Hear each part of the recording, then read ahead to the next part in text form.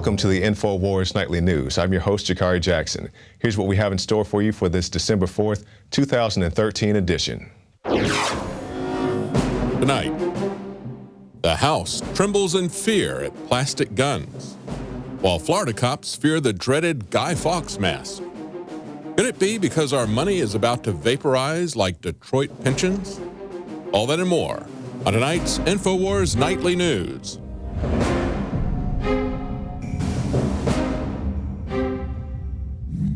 And welcome back.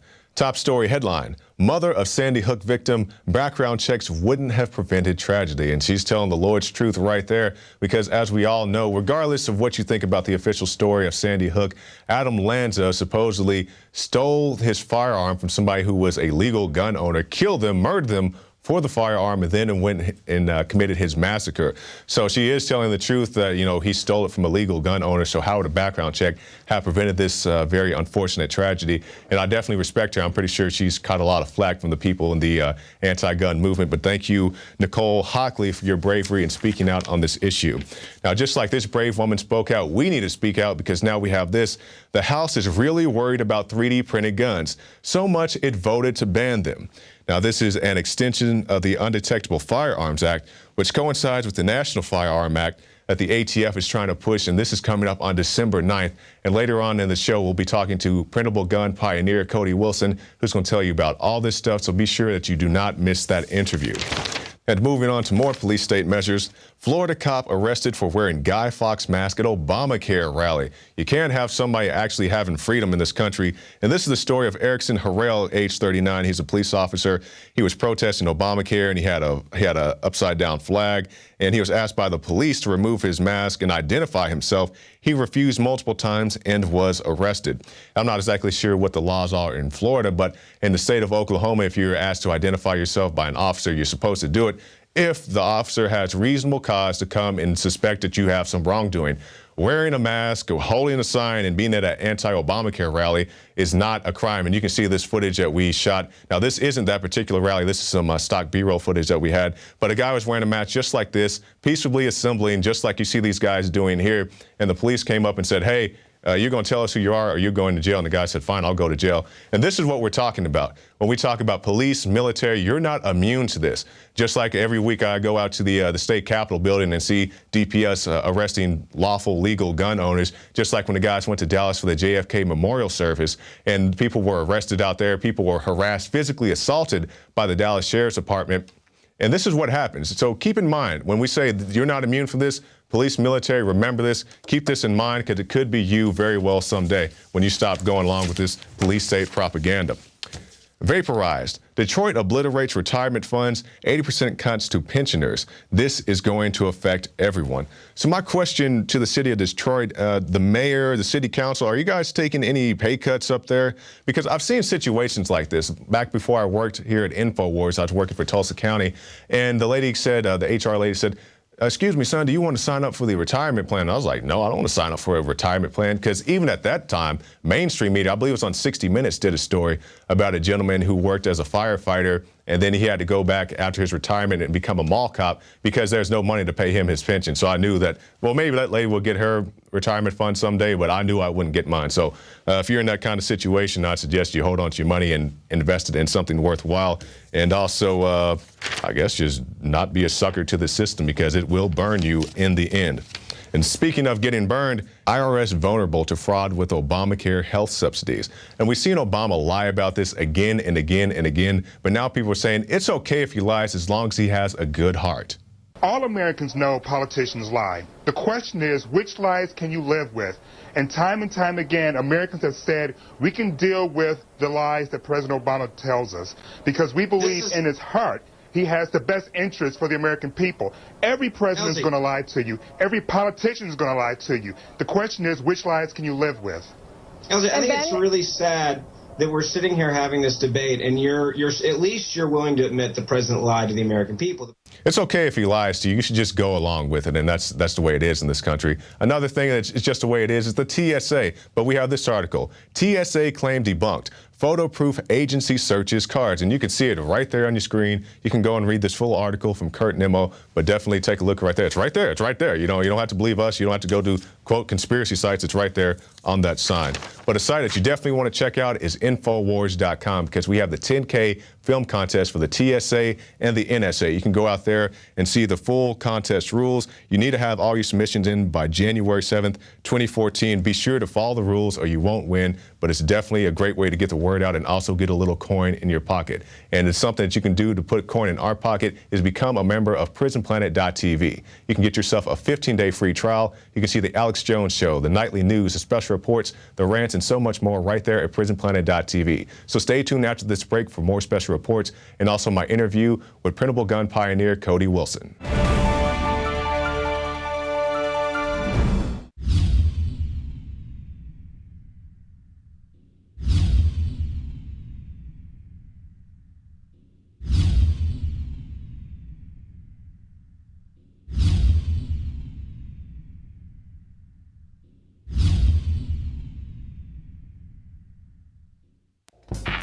We're on the march. The empire's on the run.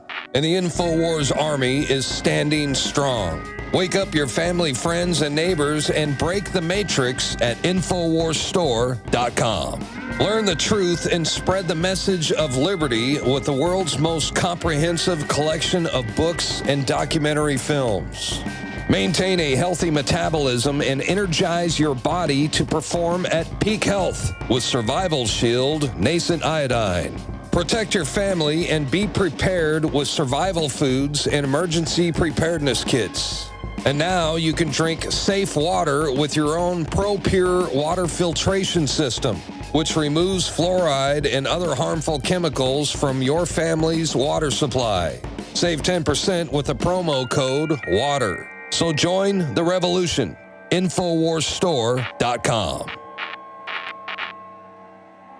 Many anthropologists and archaeologists believe that before man even discovered the power to harness and use fire, we were involved in agrarian activities. That is, taking the seeds of plants and then replanting them to produce more. The very foundation of our modern civilization and human culture is centered around the planting and cultivation of edible plants. Here are some of the amazing deals at InfoWars Seed Center at InfoWarsShop.com. The Survival Seed Vault by My Patriot Supply features only the finest survival heirloom seeds for a robust and hardy garden, even in the toughest times. We also have starter varieties of the deluxe seed packages for fruit, salads, salsa, peppers, medical herbs, and more. Go to the InfoWars Seed Center at InfoWarsShop.com. And remember, the revolution against tyranny is growing. And welcome back. Today's Tyranny Watch has eyes on Iceland's peaceful revolution and also low crime rates. I'm Gigi Arnetta for Tyranny Watch.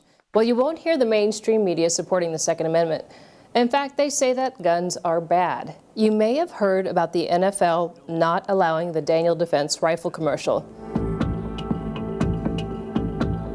So I've chosen the most effective tool for the job.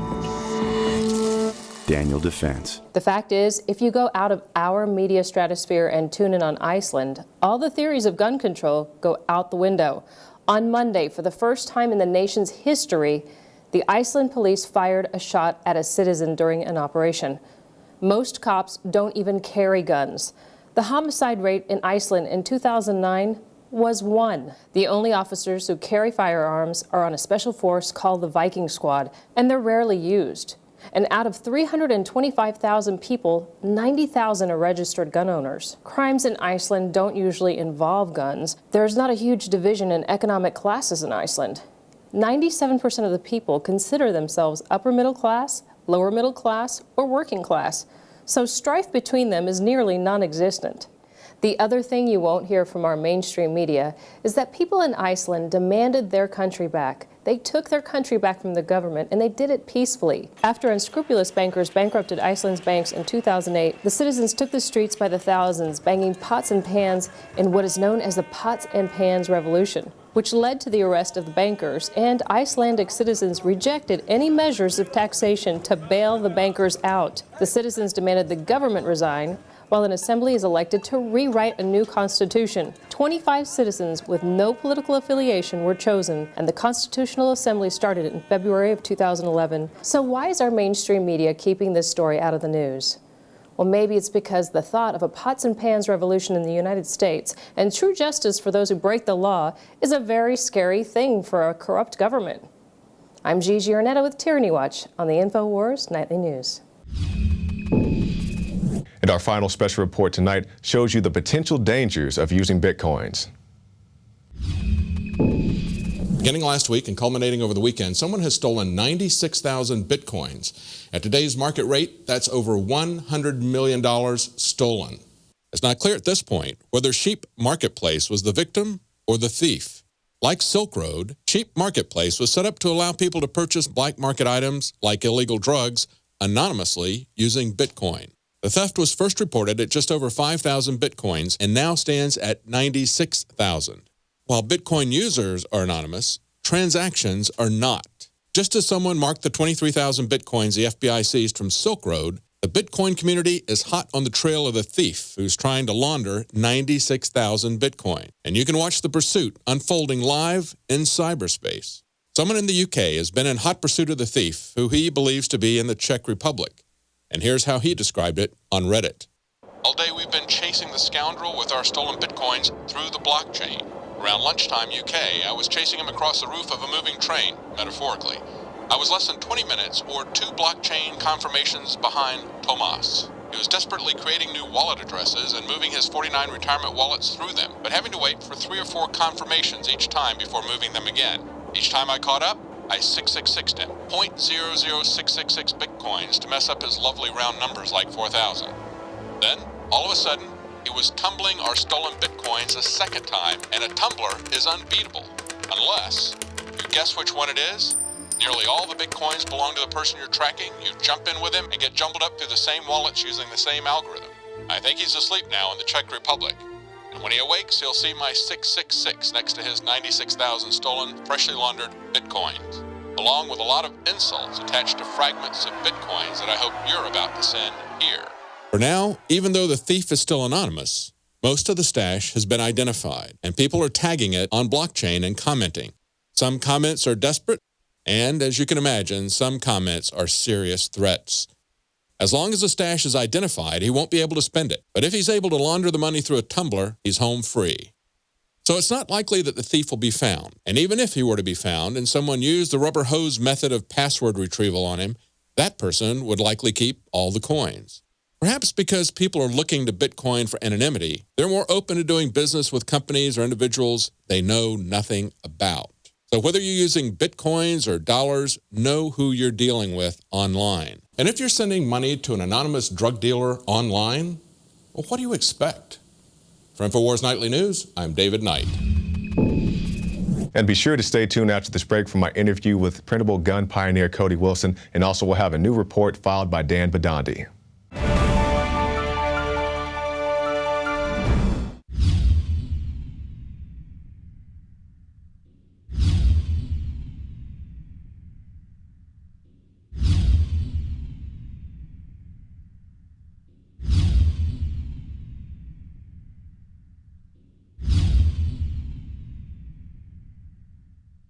My friends, Alex Jones here to tell you about some of the most important information concerning you and your family's health. Radiation levels have more than doubled in the last 60 years in the Northern Hemisphere from all of the nuclear testing and radiological accidents. Radioactive contamination is now in most of the food supply. There's only 2 ways to avoid this. Move south of the equator or properly protect your thyroid with nascent iodine. Looking to protect my family, I've done deep research. Nascent iodine is the purest, cleanest, absolute best form of of iodine to protect yourself and your family. It's made right here in the USA, completely non-GMO. I searched out the best quality and now have developed a double-strength form of nascent iodine, exclusively available at INFOWARSLife.com. Nascent iodine is on record as one of the only safe ways to detox from fluoride poisoning. Survival Shield Nascent Iodine. Secure your super high-quality nascent iodine today at INFOWARSLife.com. That's INFOWARSLife.com. Introducing Pro One. All of your filtration in one system, portable, on the go. No more do you have 2 or 3 filters to just reduce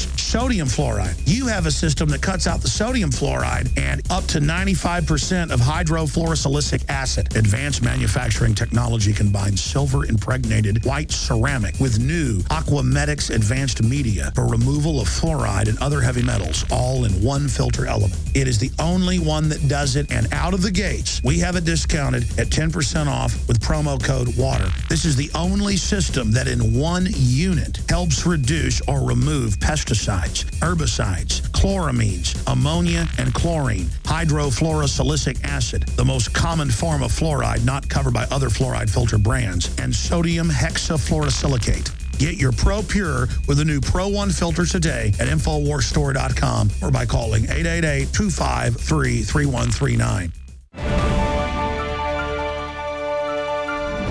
And welcome back.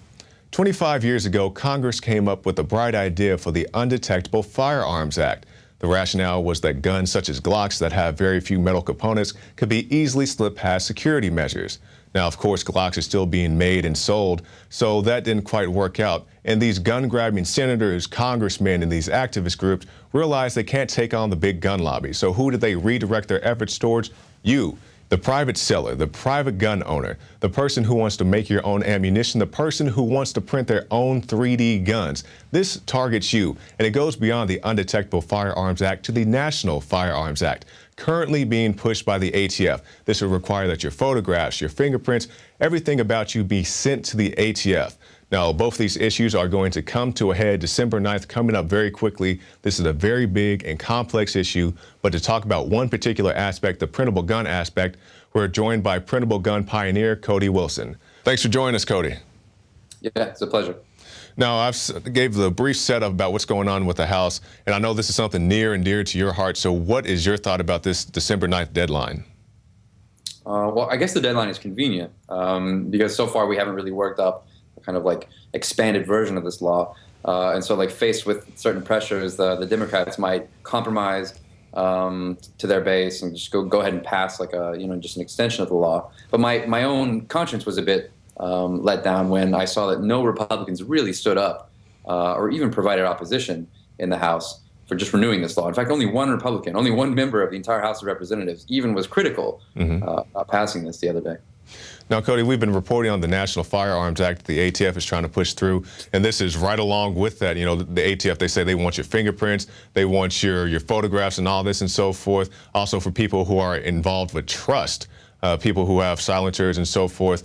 So, what's the grand scheme of this? Do you foresee a future, maybe one day, where people use printable guns in some type of trust or, use the technology in that kind of way?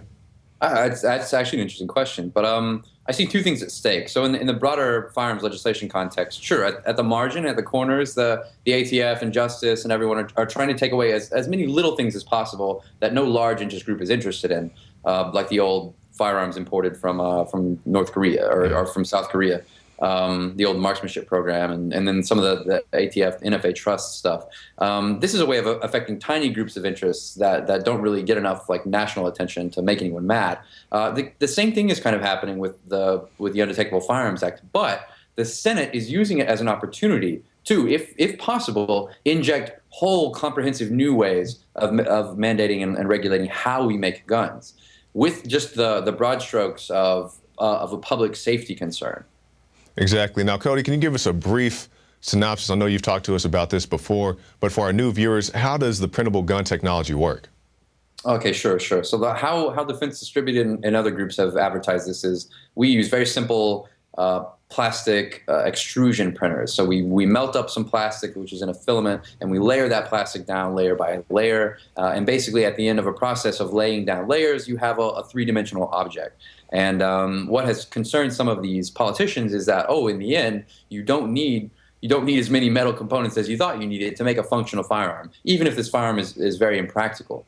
And so they've taken the husk of this old law from the 1980s, which really never referred to anything, it was kind of a fake law, to use as a justification for inserting all new kinds of hooks into the future of gun manufacturing, and specifically the future of individual gun manufacturing. They're not powerful enough to take technology away from the manufacturers, but they feel that they're powerful enough to take technology away from you.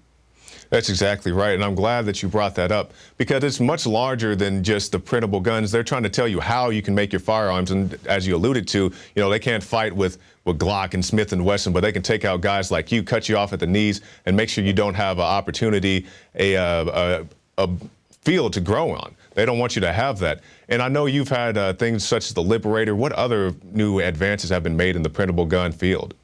The printable gun field from Defense Distributed has been largely just kind of left alone. Now, there's been a whole community of developers which have done variations of the Liberator and even gone beyond it. There's a developer in Canada who did a kind of 22 carbine version of the Liberator. There's guys like this guy Proteus, who has just kind of done all these kinds of different variations and semi-auto variations. So the world is still moving on. In the absence of Defense Distributed kind of more publicly getting attention for its developments. But I should say the bigger kind of issue at the moment is that Eric Holder and Obama would like to write the regulations as to how you can legally manufacture a firearm. This is why it's so insane to me that and they're also trying to tell you who a responsible person is. Of course. The people who are running fast and furious say, we'll tell you if you're responsible enough to own a firearm. Yeah, because if Eric Holder has one concern, it's that the firearms don't get into the wrong hands, right? Oh, yeah. I mean, he has a bridge he wants to sell you and everything else. Now, Cody, they'll say, we brought this Cody Wilson guy on, and we talked about the printable guns, we talked about what's going on, but what are these solutions? Man, the big solutions are this has to become a partisan issue. Like, it was great that Mansion Toomey was destroyed the way it was, and that the prevailing suspicions about the intentions of this administration against the Second Amendment kind of won. I wish that this could happen again. This is just at its core another gun control pass, another effort at gun control kind of late in the year. And I think the Republicans are just not willing to attach their political careers to something so risky because it doesn't end up affecting a manufacturer, and the NRA is just kind of blah about it. So in the end, they only have to stand up for individual liberty, and they're not really keen to do that. That's exactly right, because we need guys like you, everybody who's interested in this type of field, and not just this field, but just technology in general. You want the advancement of technology. They're trying to tell you what you can do with your printable guns, and it can extend beyond that. It may start with printable guns, because and I know it always starts, it's for the children, it's for our safety, and then they start here, then they take more and more and more and more and more. And talking about taking more, they're taking more of our money as well. And I know you're involved with Bitcoin, and you also have a project called the Dark Wallet. Oh, that's true, right. Yeah. Oh, Bitcoin's a game ender, by the way, right? Even if it's not the version of Bitcoin we have now, or even that particular protocol. But digital peer-to-peer currencies are a game-changing, game-ending technology. And, it's interesting and instructive and valuable to do the 3D printed gun project, just as a way of kind of shaking up your imagination. But Bitcoin projects and ways of tackling the financial superstructure head on are really going to quickly change how we interact with each other and how we take on the federal government, specifically in the United States. It's going to go from a place where it says you shall and you shall not to a place where it says, well, please. I think government will become much more polite because we have projects that are pro-privacy and pro-anonymity, which will basically siphon off people's activity away from using U.S. dollars and U.S. commercial banks, which are beholden to this Federal Reserve System, toward a peer-to-peer system, which is beholden to no one. Exactly. Now, Cody, I know there's been a lot of volatility in the Bitcoin market as of late, and people may be, a little hesitant to get involved in that. So you can tell us about what your campaign is about, and also ease any concerns people may have about it. Oh, sure. Look, if you have concerns about this protocol, right, and the volatility in these markets, you need to resolve yourself of those, and you need to research and do that. And I'm not here to sell you on this currency, although I've been on Alex I've been on Alex's show before to sell Bitcoin. By the way, I was selling it at $50 back then. You should have listened. Yeah.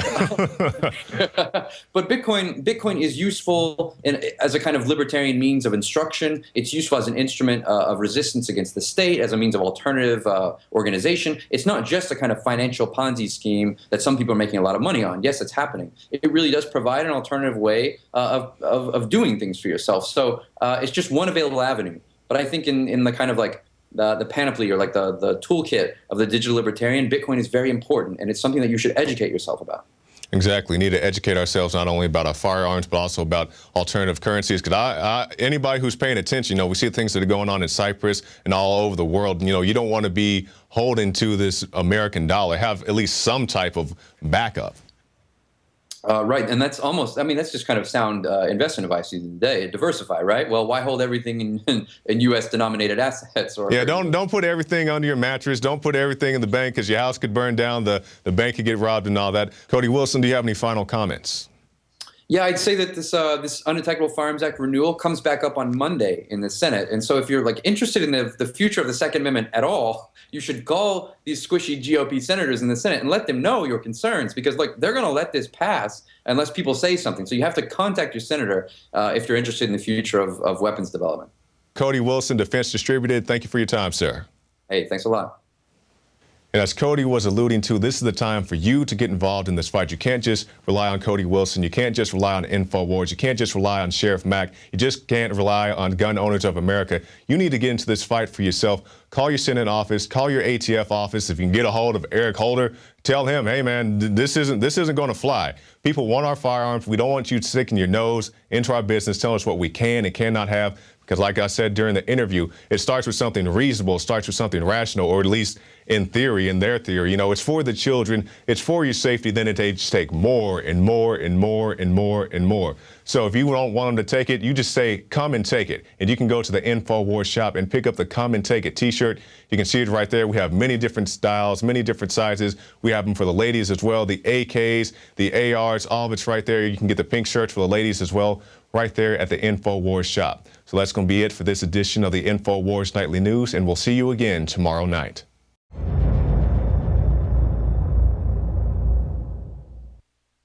Now you can watch The Alex Jones Show live as it happens at Infowars.com/show.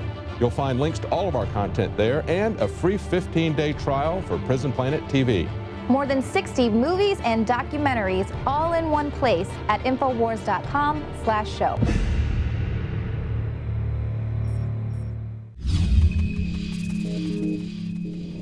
Dan Bedandi for the INFOWARS Nightly News, and we are about T-minus 15 minutes away from the official start of Black Friday, or what it looks like the zombie apocalypse or a live episode of The Walking Dead, as over 1,000 people are all lined up all around the building in 15-degree weather here in Rhode Island, all just to save a little bit of money on their Xboxes, iPads, and their electronic goods. But the question is it really worth waiting that long in line, freezing, just to get a couple dollars off your favorite item? And what products are you trying to get once you get in the store? Well, I was looking at the Apple iPad 16 gigabytes for $299 with a $100 gift card back. How about you? I'm helping her. Yeah, she's not I'm here with a helping hand. I'm actually trying to get a tablet and a TV. A couple TVs, that's it. TVs. Mm-hmm. Socks and underwear.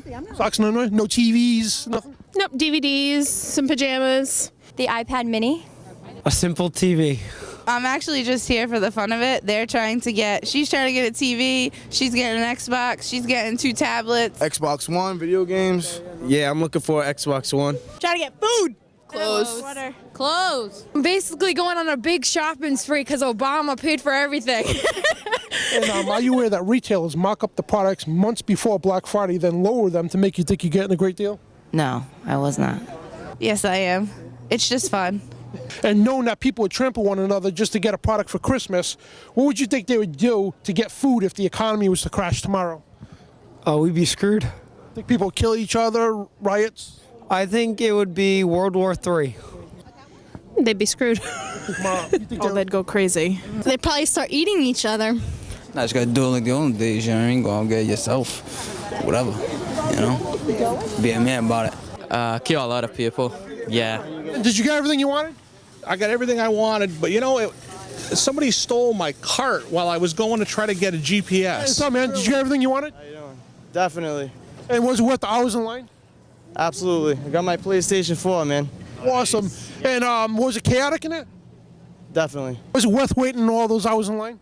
No. Not at all. Maybe. It was not at all. It's way too cold out. I have frostbite. Another Black Friday is now in the books, and the economy continues to plummet, but yet people still wait hours in line in the cold, spend hundreds, if not thousands of dollars that they don't have on Chinese slave goods, just so they can say they got the Xboxes, the TVs, and the iPads just in time for Christmas. And this is Dan Badandi for the INFOWARS Nightly News.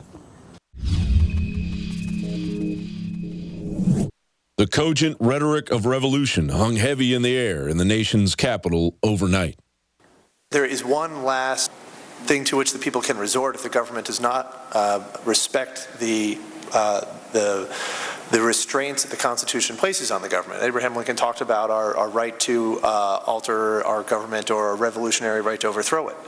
And that is certainly something that no one wants to contemplate. The House Judiciary Committee heard from a panel of legal scholars on the constitutionality and legality of actions taken by the Obama administration, focusing on the feeble mandates in the Affordable Care Act and the enforcement of the short-sighted immigration laws. We have to repair a broken immigration system, and that this progress is only possible when we do it together. If you can dispense with immigration laws or marijuana laws or mandatory minimums, can you also dispense with election laws?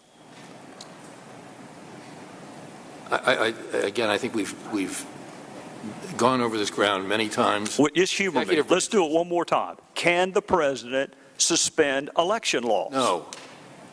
Why not? If he can suspend mandatory minimum and immigration laws, why not election laws? Because we live in a government of laws, and the president is bound to obey them and apply them. There was a fight with James I about what was called the royal prerogative. It's very similar to what President Obama is claiming, the right of the king to essentially stand above the law. The growing assertion of power by this president to do things to change laws, that's not his responsibility. That's the Congress's clearly delegated responsibility to write the laws. But even with Obamacare, his signature legislation, when he finds things in it that he doesn't like, he rewrites the law, even though the law itself doesn't give him any authority to do that. George Washington Law School professor Jonathan Turley weighed in on the perishing of the legislative branch. Is that it's not only being circumvented, but it is also being denied the ability to enforce its inherent powers. Many of these questions are not close in my view. The president is outside the line. But it has to go in front of a court, and that court has to grant review. And that's where we have the most serious constitutional crisis I view in my lifetime. And that is, this body is becoming less and less relevant. Clearly, a criminal administration is holding our highest seats of power hostage. When will the government of the people, by the people, for the people, wield the hammer of justice rather than simply discuss the laundry list of tyranny in the nation's capital? For the INFOWARS Nightly News, John Bound reporting.